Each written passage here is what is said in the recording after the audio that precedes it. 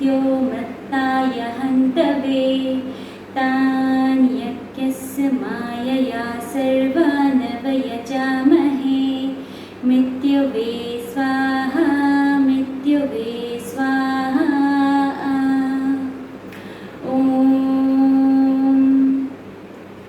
यज्जाग्रतो दूरमुदैति दैवं तद् सुप्तस्य तथैवैति दूरं ज्योतिषां ज्योतिरेकं तन्मे मनः शिवसङ्कल्पमस्तु येन कर्माण्युपसो मणिषिणो यज्ञे कृण्वन्ति विदधे एषु धीराः यदपूर्वै यक्षमन्तः प्रजानां तन्मे मनः शिवसङ्कल्पमस्तु यत्प्रज्ञानमुतचेतो धृतिश्च यज्ज्योतिरन्तरमृतं प्रजासु यस्मान्यरिते किञ्चन कर्म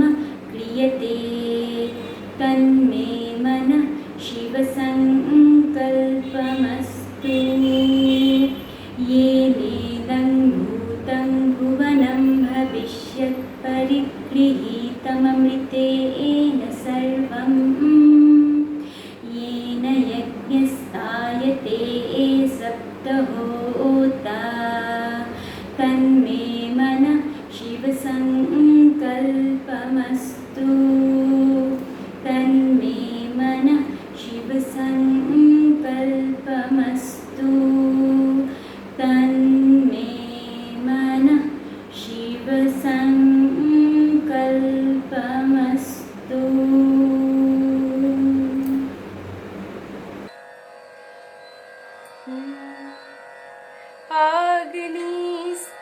अग्निस्पर्शमणि लगया प्राणै जीवनं पावय जीवनं पावय जीवनं पावय जीवनं पावय दहन दानै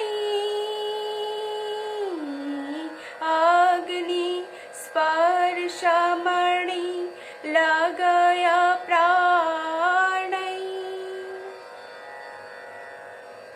मामैमं देहं समातो लायुतं तवैतत् देवालये कुरु दीपं मामैमं देहं समातो लायुतं तवैतत् देवालये कुरु दीपं ज्वलतु दीपशिखा निशाङ्गानै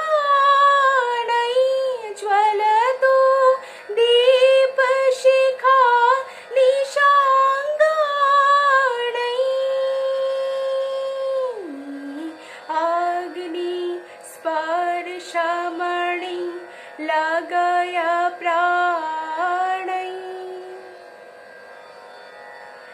तमसो तनो तवास्पर्शात् स्फुटतु निशाङ्गतारा नव तमसो तनो तवास्पर्शात् स्फुटतु निशाङ्गतारा नव नयनं दृष्टिरेतु सगमुक्ति जत्र पतति जप स्वतु ब्रभं नयनं दृष्टिरेतु सगमुक्ति जत्र पतति जप स्वतु ब्रभं ज्वलिता व्यथा मम ऊर्ध्वगाढं ज्वलिता व्यथा मम ऊर्ध्वगाढं अग्नि स्पर्शमणि लगया प्राणै जीवनं पावय जीवनं पावय जीवनं पावय जीवनं पावय दहन दानै अग्नि स्पर्शमणि लगया प्राणै। नमो नमः। सम्यक् कृतं व सम्यक् परिष्कृतम् इति संस्कृतं। शुद्धम् अर्थात् दोषरहितं गुणसहितं व्याकरणेन संस्कारितम् इति यत् तदेव संस्कृतं। विश्वस्य उपलब्धासु भाषासु संस्कृतभाषा प्राचीनतमा भाषा। सा एव देवभाषा, देववाणी, अमृतवाणी इत्यादि नाम्ना भी कथ्यते। इत्यमेव भाषा सर्वासां भारतीयभाषाणां जननी स्वरूपः, भारतीयसंस्कृतेः प्राणस्वरूपः। समस्तमपि वैदिकसाहित्यं, प्राचीनसाहित्यम् अपि रामायणं, महाभारतं, पुराणानि, दर्शनानि, नाटकग्रन्थाः, आख्यानग्रन्थश्च अस्यमेव भाषायां लिखिताः प्राप्यन्ते। अनेन भाषायाः विप्लवगौरवं स्वयम् एव सिद्ध्यति। संस्कृतस्य यथा सम्यक् प्रचाराय तथा कार्यक्रमनिर्धारणाय भारतसर्वकारेण संस्कृतदिवसः, संस्कृतवर्षः च निर्धारितः। 69-ऊनविंशतितम ईसवीयाब्दे संस्कृतदिवसस्य प्रतिज्ञा जाता। तदानीम् आरभ्य प्रतिवर्षं श्रावणीपूर्णिमातिथौ रक्षाबन्धनदिवसे संस्कृतस्य रक्षणार्थं वर्धनार्थं च संस्कृतदिवसः सर्वे भारतवासिभिः सादरं पाल्यते। वस्तुतः शङ्खासुरेण अपहृतान् वेदान् मत्स्यावताररूपेण भगवान् विष्णुः अस्मिन् दिने उद्धृतवान्। अतः वेदोद्धारतिथिः एव संस्कृतदिवसरूपेण स्वीकृतः। भारतीयानां जन्मतः मृत्युपर्यन्तं प्रत्येकं संस्कारः प्रतिदिनं संस्कृतेन भवति। अतः प्रतिदिनम् एव संस्कृतदिवसः। अतः संस्कृतभाषायाः रक्षणार्थं सामुग्रिकसमुन्नयेन संस्कृतदिवसः सर्वे भारतीयाः प्रतिवर्षं कार्यक्रमानुसारेण सश्रद्धं पालनीयः। सुभाषितकाराः सुभाषितानाम् आधारेण संस्कृतस्य महत्त्वं कथं वर्णयन्ति तत् श्रूयामः। यावत् तिष्ठन्ति गिरयो यावद् रविवाकरो यावद् वहन्ति सरितः तावत् स्थास्यन्ति संस्कृतम्। पृथिव्यां यावत् कालं पर्वतः सन्ति यावत् कालम् आकाशे चन्द्र सूर्यो भ्रमतः यावत् कालं नद्यः वहन्ति तावत् कालं संस्कृतं भूतले स्थास्यन्ति।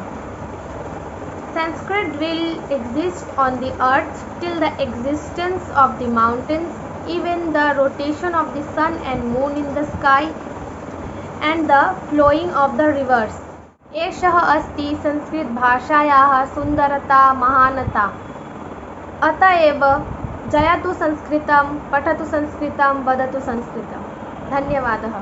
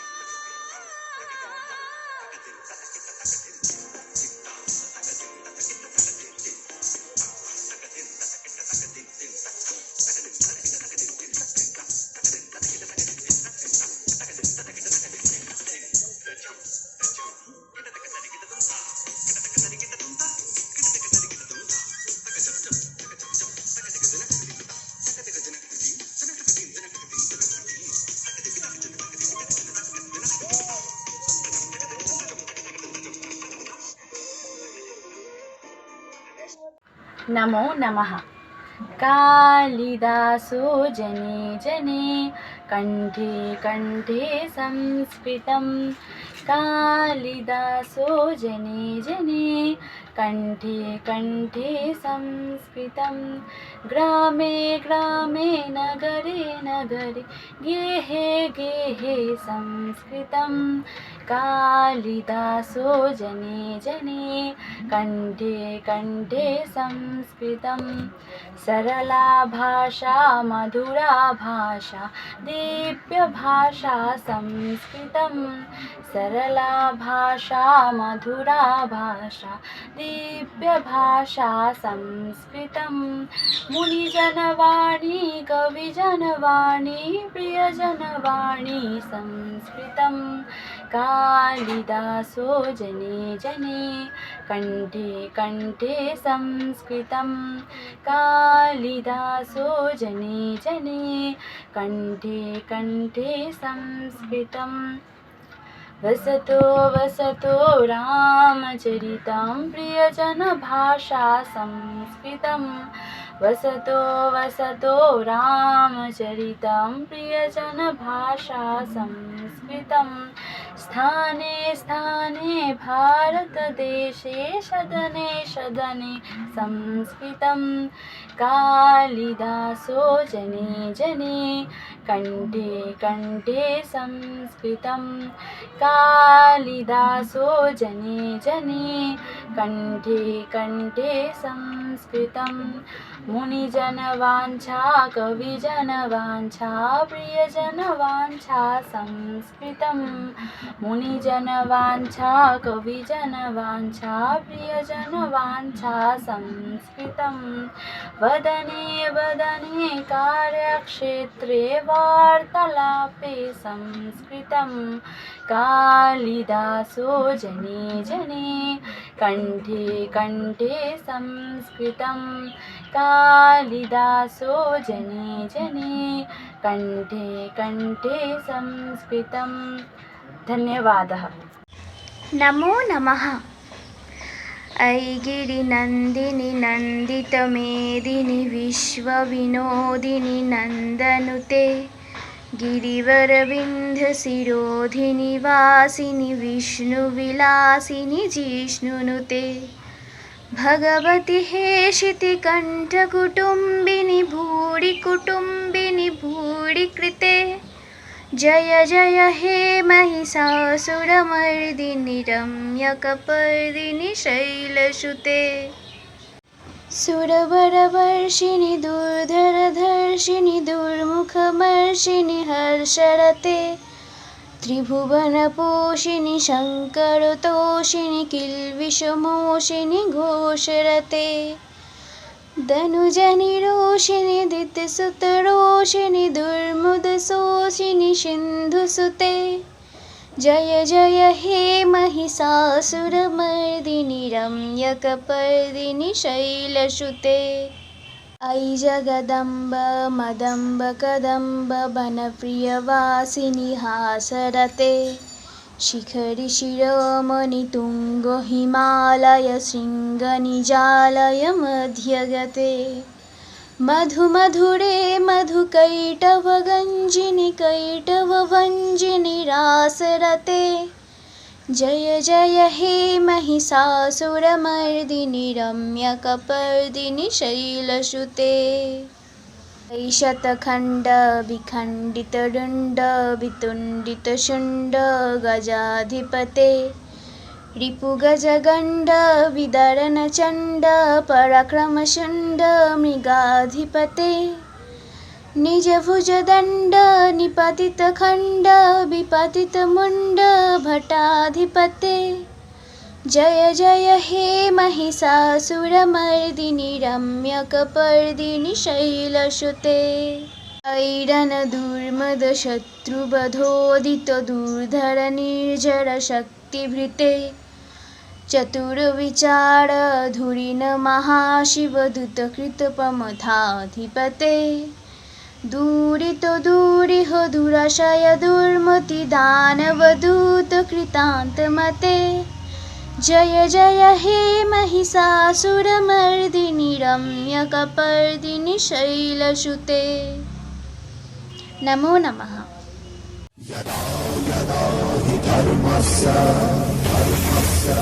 ग्लानिर्भवति भारत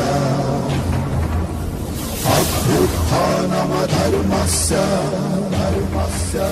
तदात्मानं सृजाम्यहम्।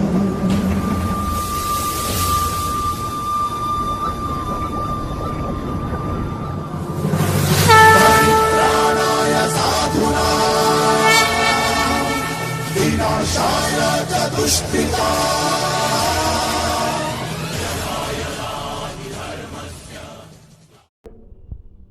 हे कृष्ण करुणा सिंधो दीनबंधो जगत्पते गोपेश गोपिका कांतो राधा कांतो नमोस्तुते। गुरुर्ब्रह्मा गुरुर्विष्णु गुरुर्देव महेश्वर गुरुसाक्षात् परब्रह्मा तस्मै श्री गुरवे नमः। यदा यदा हि धर्मस्य ग्लानिर्भवति भारत अभ्युत्थानमधर्मस्य तदात्मानं सृजाम्यहम्। परित्राणाय साधूनां विनाशाय च दुष्कृतां धर्मसंस्थापनार्थाय सम्भवामि युगे युगे। ॐ शान्ति शान्ति शान्ति। नमो नमः।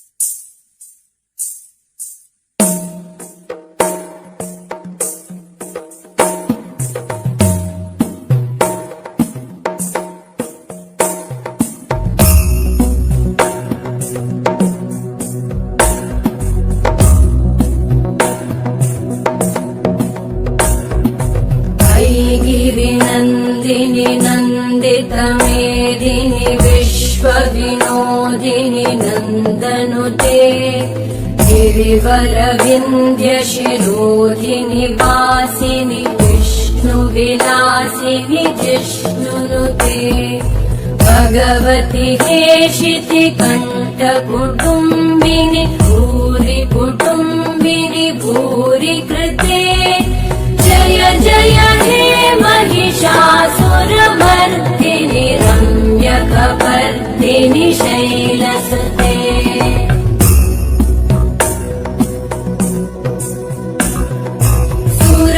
सुरवरवर्षिणि दुर्धरधर्षिणि दुर्मुखमर्षिणि हर्षरते त्रिभुवनपोषिणि शङ्करतोषिणि कल्मषमोषिणि घोषरते मधु मधुरे मधुकैटभगञ्जिनि कैटभगञ्जिनि रासरते जय जय हे महिषासुरमर्दिनि रम्यकपर्दिनि शैलसुते।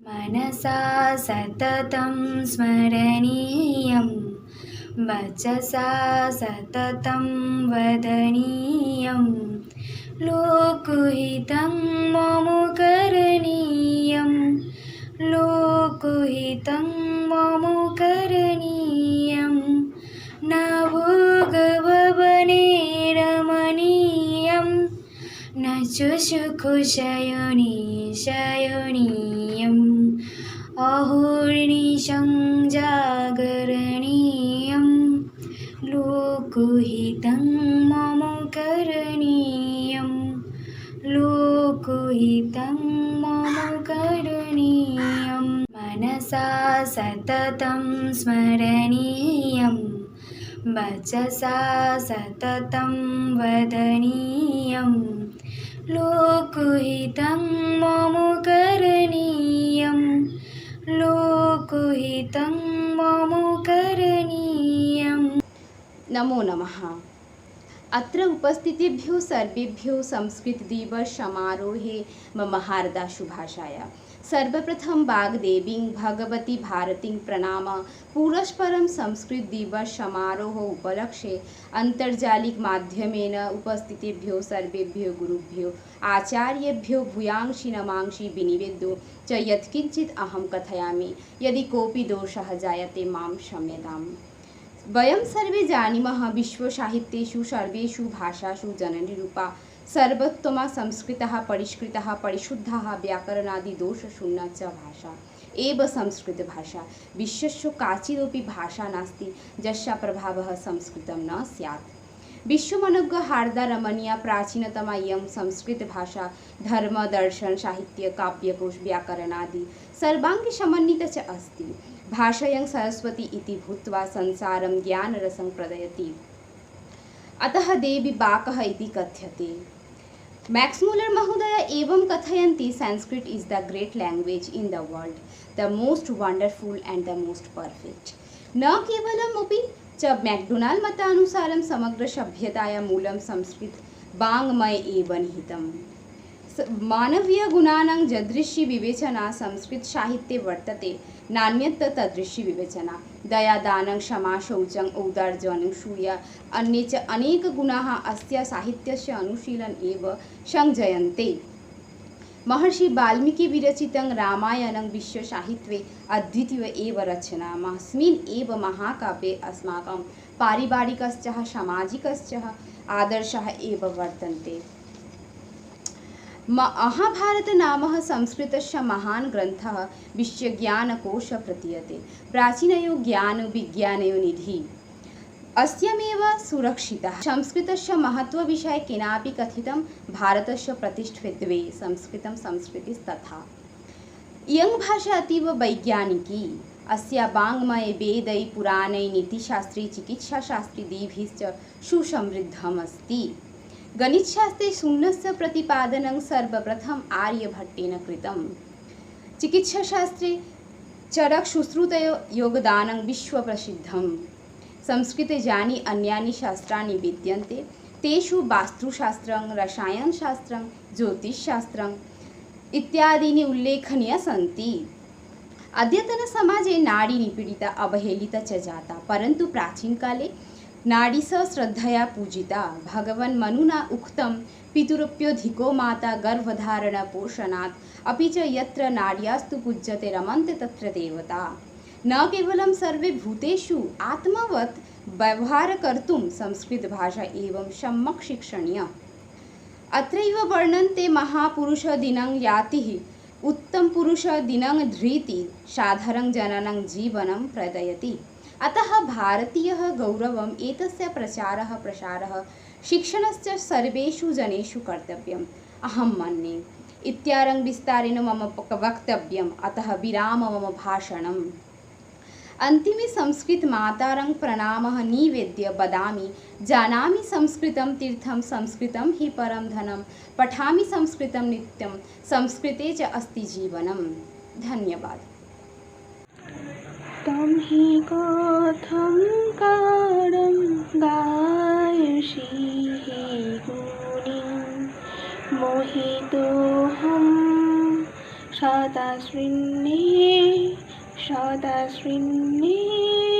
तं हि कथं कारं गायसि गुणिं रागालोको भुवने तनुते रागुवायु गगने बहुते रागालोको भुवने तनुते रागुवायु गगने बहुते भग्नोपासना व्याकुल वेगा प्रबोहति रागो सुरध्वनितं हि कथं कारं गायसि गुणिं मन्येतेन रागेण गेयं कण्ठे मम नौनभिरागम् मन्येतेन रागेण गेयं कण्ठे मम नौनभिरागम् किं विवक्षे वचनं रुधितं पराजित रुदन्ति प्राणा मे किं विवक्षे वचनं रुधितं पराजित रुदन्ति प्राणा मे कीदृग्जाले पातयुषि मातं रागजालं रचयन् मम तं हि कथं कारं गायसि गुणिं मोहितोऽहं सदा शृण्ये तं हि कथं कारं गायसि गुणिम्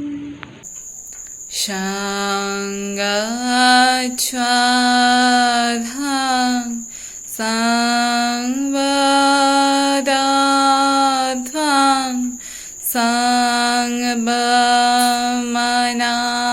Sangbamanasi Anata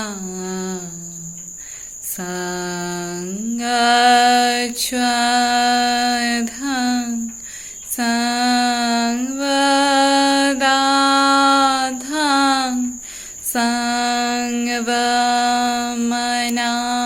Sangvamanasi Anata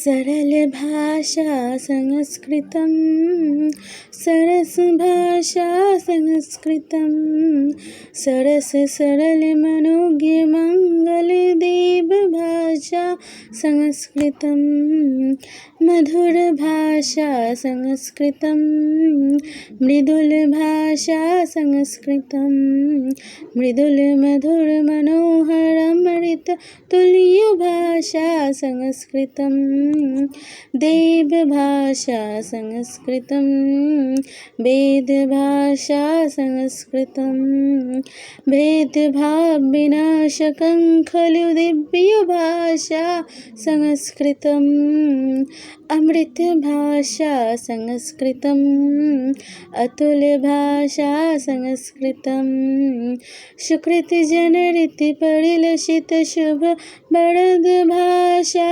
संस्कृतं भुवनभाषा संस्कृतं भवनभाषा संस्कृतं भरतभुवि परिलक्षितो काव्यमनोज्ञभाषा